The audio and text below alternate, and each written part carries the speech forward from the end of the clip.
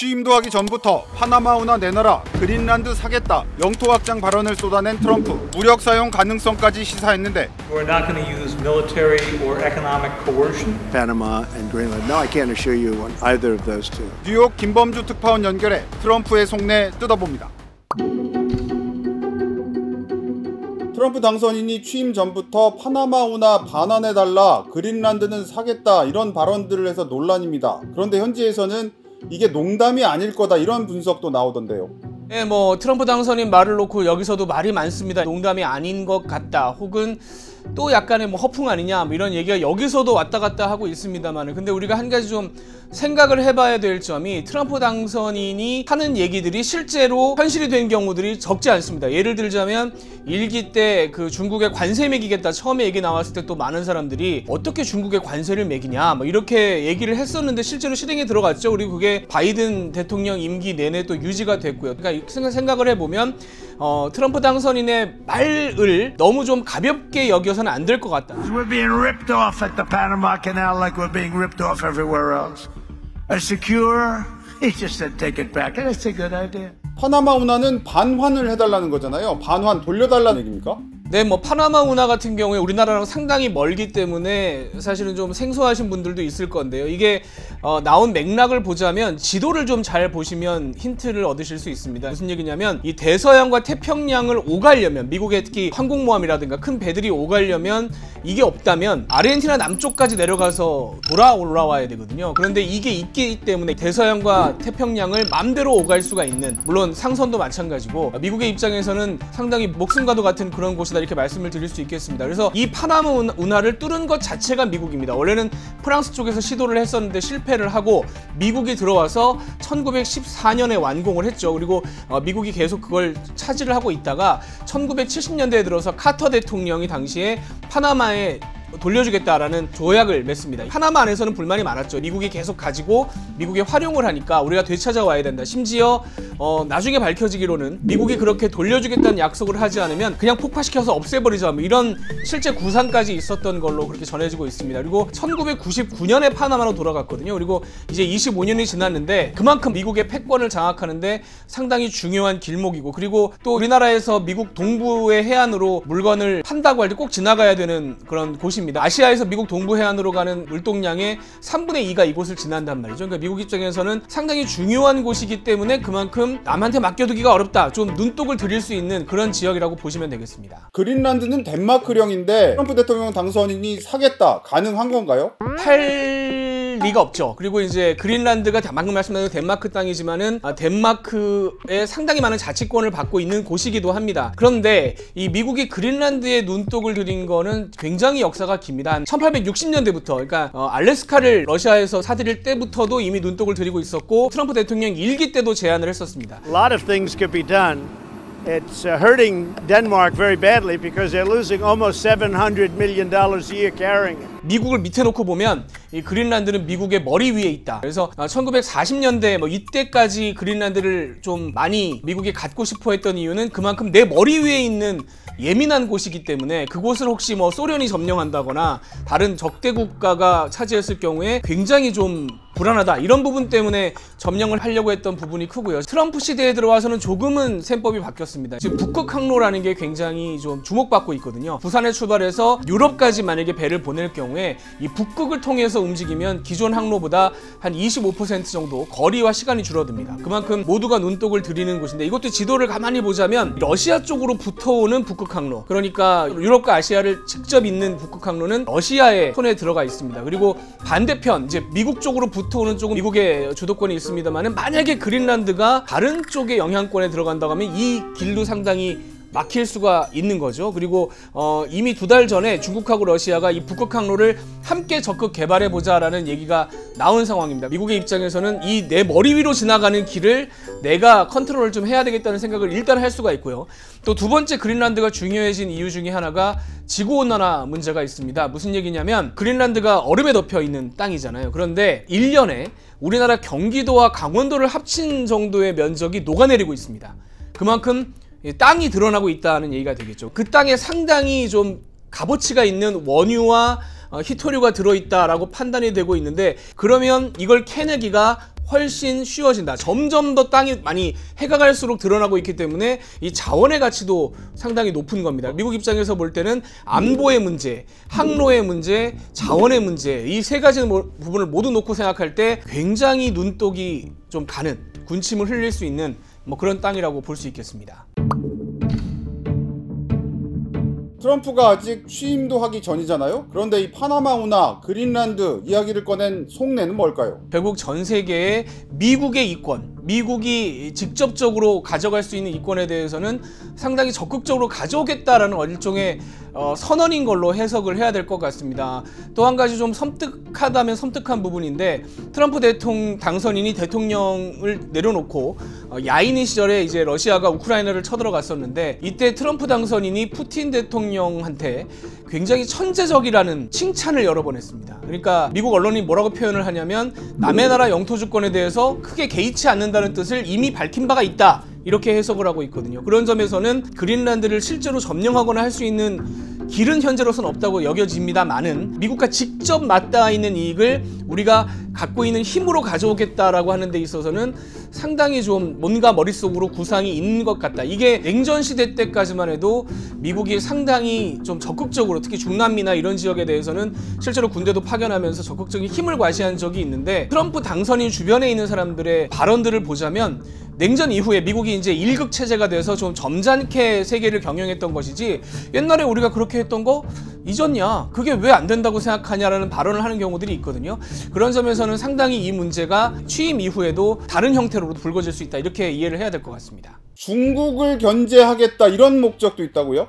그렇습니다. 뭐 파나마 운하 같은 경우도 이번에 크리스마스 때 트럼프 당선인이 SNS에 파나마 운하를 지키고 열심히 지키고 있는 중국 군인들도 메리 크리스마스다 뭐 이런 글을 올렸었죠. 그러니까 원래 처음에 트럼프 당선인이 파나마 운하 얘기할 때는 운항료가 지나갈 때 받는 수수료가 비싸다는 부분을 거론했습니다만은 본심을 사실 SNS에 드러낸 셈입니다. 이게 파나마 운하 양쪽 끝에 있는 주요 5개 항구 중에 2개를 홍콩 회사가 지금 운영을 하고 있는데, 이 부분부터 시작해서 또 파나마에 상당히 중국이 투자를 많이 하고 있습니다. 파나마도 최근 몇 년 사이에 상당히 중국에 호의적이고요. 원래는 타이완과 좀 외교적 관계가 있었는데 이걸 끊어버리고 중국하고 손을 잡기도 했거든요. 미국의 입장에서, 그러니까 트럼프 당선인의 입장에서는 맡겨놓고 있다라는 생각을 하고 있는 것 같은데, 그걸 저렇게 맡아 가지고 있는 쪽이 중국과 자꾸 접근을 한다. 특히 미국의 입장에서는 중남미는 미국의 영역이라고 생각하기 때문에 이 다른 지역, 유럽이나 아시아에 대했던 것과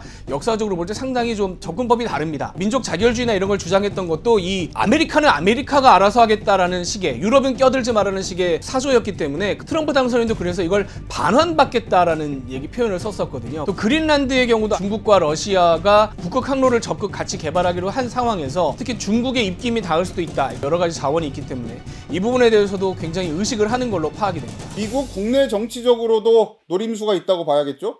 이곳 같은 경우는 한 2시간, 3시간 바깥쪽으로만 나가도 여기가 미국인가? 라는 생각이 드는 그런 지역들이 많습니다. 무슨 얘기냐면 굉장히 큰 쇼핑몰 같은 경우가 통째로 비어있는 그런 경우들을 심심치 않게 볼 수가 있고요. 그리고 이제 달러샵 같은, 우리나라로 치면 다이소 같은 그런 가게에 들어가면 이 동네 사람들이 많이 찾아오는데 굉장히 좀 굳어있고 뭔가 좀 화가 나 있는 듯한 그런 표정을 볼 수가 있습니다. 이런 뉴욕이나 대도시하고는 좀 상당히 느낌이 달라서 저도 대선 전에 그걸 보면서 이 부분이 좀 트럼프 당선인에게는 유리하게 돌아갈 수 있겠구나. 실제로 뉴저지는 민주당의 강세 지역인데 나중에 표를 까보니까 제가 봤던 그 지역에서는 트럼프 당선인이 이겼단 말이죠. 그런 점에서 생각해 볼 때 상당히 많은 외곽에 있는 트럼프 당선인을 지지했던 많은 사람들의 입장에서는 미국이 정말 위대한 게 맞나? 라는 의심을 하고 있는 상황이긴 합니다. 그래서 트럼프 당선인 입장에서 미국을 다시 위대하게 라는 얘기를 부르짖었고, 그 부분이 예를 들면 우크라이나 전쟁은 미국과 직접적인 연결이 없다고 보고 빨리 정리를 하는 게 우리에게 이득이지만 파나마나 그린란드는 우리에게 이득이 되는 부분이기 때문에 뭔가 해보겠다라는 메시지를 이 자기 지지층에게 전달하는 것이 트럼프 당선인의 입장에서는 상당히 필요한 상황이다, 이렇게 이해를 할 수 있겠습니다. 트럼프의 포석이 그렇다고는 해도 이 관련국들 반발도 클 거고, 이 현지에서는 실현 가능성 어떻게 보고 있나요? 미국 언론들도 가능성 없다고 딱 잘라서 얘기를 하고 있습니다. 파나마 같은 경우는 1980년대에 직접 침공을 한 적이 있습니다. 미군이 그러니까 노리에가라는 독재자를 처리하기 위해서라는 명분을 내걸고 들어가긴 했습니다만 어쨌든 미군이 침공을 했던 경험이 있는데 그 이후에 파나마는 중립국이 됐습니다. 이제 군대도 해체를 한 상태이기 때문에 사실은 파나마를 쳐들어간다는 것은 군사적인 행동을 한다는 건 지금 명분이 없는 상황이고요. 그린란드도 역시 마찬가지로 군사적으로 행동할 가능성은 제로에 수렴한다. 그러면 돈을 주고 산다거나 이런 가능성은 상당히 희박하다라고 볼 수는 있습니다. 그런데 이제 트럼프 당선인이 자기가 원하는 건 결과적으로 그린란드와 파나마 운하를 미국의 영향권 안에 계속 두겠다라는 점이라면 그 부분에 대해서는 다른 시도를 계속 할 수 있지 않겠느냐. 예를 들자면 최근에 캐나다도 문제가 됐죠. 캐나다 같은 경우도 미국의 51번째 주가 되라고 얘기를 하고 캐나다 총리를 주지사라고 부르고 있습니다. 지금 트럼프 당선인은 거의 밑에 깔겠다라는 의도로 시작부터 이제 뭉개고 있는 상황인데 그러다 보니까 캐나다 쪽에서도 물론 반발도 터져나왔습니다만 동시에 여러 가지 기술을 활용해서 AI 기술까지 활용해서 국경 통제와 마약 수출을 열심히 막아보겠다라는 대안을 내놓고 있거든요. 그러니까 당장 그 땅을 뺏어온다거나 하는 것도 물론 저는 트럼프 대통령 당선인의 머릿속에서 떠나지 않았다라고 생각을 합니다만은 그 전에 미국이 실질적으로 원하는 어떤 대가, 미국이 원하는 방식으로 이쪽으로 움직이게 만들기 위해서 말뿐만 아니라 더한 압박을 내놓을 수도 있다. 이렇게 이해를 하는 게 좋을 것 같습니다. 그런데 일각에서는 이 말을 한 사람이 이 부동산 개발업자 출신인 이 트럼프이기 때문에 이게 진짜로 현실이 될 수 있다. 이런 얘기도 나온다면서요. 네, 뉴욕타임스가 그 부분을 썼죠. 세계 최강대국의 군대를 가진 부동산 개발업자의 본능이 꿈틀거린다. 이렇게 표현을 했는데 이 부동산 개발업자라는 말이 이곳에서 쓰이는 표현이 우리나라하고는 조금 어감이 다릅니다. 어떤 상황이냐면 여기 규제가 굉장히 까다롭습니다. 굉장히 다양하게 많아요. 그래서 땅을 가지고도 계속 개발을 못하는 곳들이 적지 않습니다. 근데 트럼프 당선인의 방식은 뭐였냐면 일단 공사를 시작한다는 거죠. 터를 파고 기초공사하고 골조 올리고 일단 들어간다는 겁니다. 그리고 나서 이 문제를 해결할 권한을 가진 사람과 가깝다거나 뭔가 이런 사람들을 돈을 써서 변호사를 사가지고 이 사람에게 해결을 시키는 거죠. 그게 훨씬 더 적게 들고 훨씬 빠르다는 겁니다. 그리고 실제로 뉴욕에 좀 덩치가 큰 돈이 많은 부동산 개발업자들은 이 방식을 선호합니다. 만약에 한국에서 이런 일이 벌어졌다면 저희가 아마 맨날 기사를 쓸 텐데 돈으로 문제를 해결하는 경우가 굉장히 흔하고 거기에 대해서는 문제 제기를 하지 않습니다. 돈에 굉장히 관대한 나라이기 때문에 와서도 놀란 부분이 많거든요. 근데 이런 방식으로 트럼프 당선인이 사업을 키워온 입장에서 볼 때는 세계 최고 군대까지 가지고 있고 일단 뭔가를 해놓고 나중에 수습하는 것이 이 미국식 부동산 개발업자의 본능이라고 본다면 뉴욕타임스가 하필 그 표현을 쓴 것에 대해서는 한번 좀 곱씹어볼 필요가 있다. 뭔가 자신이 원하는 것을 갖기 위해서는 우리의 상식을 벗어나는 행동을 할 가능성에 대해서 항상 염두에 두고 있어야 한다. 이렇게 읽어야 될 것 같습니다. 파나마 운하, 그린란드, 우리나라와는 좀 멀리 떨어져 있긴 하지만 그래도 우리나라에도 이 미칠 수 있는 영향도 적지 않겠죠. 트럼프 당선인이 한국과 관련해서 지금 당선 이후에 한 얘기가 딱 한 가지 있습니다. 한국의 조선업에 대해서 얘기를 한 적이 있죠. 그런데 그 부분에서 한국에서는 우리 조선업을 높게 평가했다.